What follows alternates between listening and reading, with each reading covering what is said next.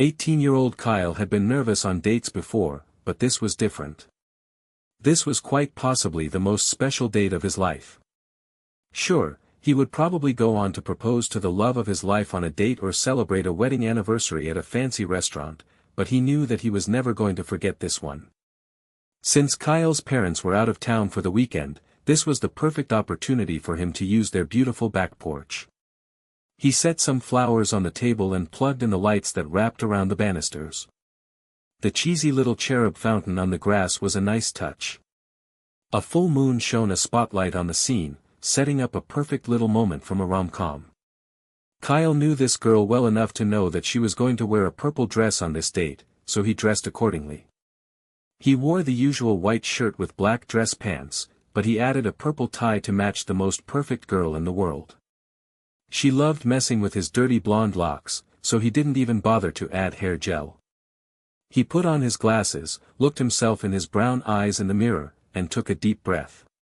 Maybe this is too much, he thought to himself. Most people wouldn't overdo it in this situation. It was too late for him to make any changes, though. He had already told her where to meet him, dinner was ready, and he had already bought a gift. Besides, he felt like this was the right thing to do. The doorbell rang. Kyle's heart sank as he walked to the door. He opened it and tried not to gasp at the sight of Naomi. She was just as beautiful as the day they met in their freshman year. Her brown hair was up in a high ponytail with that sparkly hair tie that Kyle adored. Her lilac dress contrasted with Kyle's deep purple tie, but they still complemented each other nicely. Her hazel eyes sparkled brighter than her hair tie. "Hey, Tuba," she giggled. "Hey, Nom Nom," he replied with a smirk. They hugged each other, but they broke away sooner than normal. The air had been different the last few months, and anyone could see from a mile away that something wasn't right. "Dinner is ready," Kyle said as he led her to the back. "I got your favorite." "Really?" she asked with a raised eyebrow.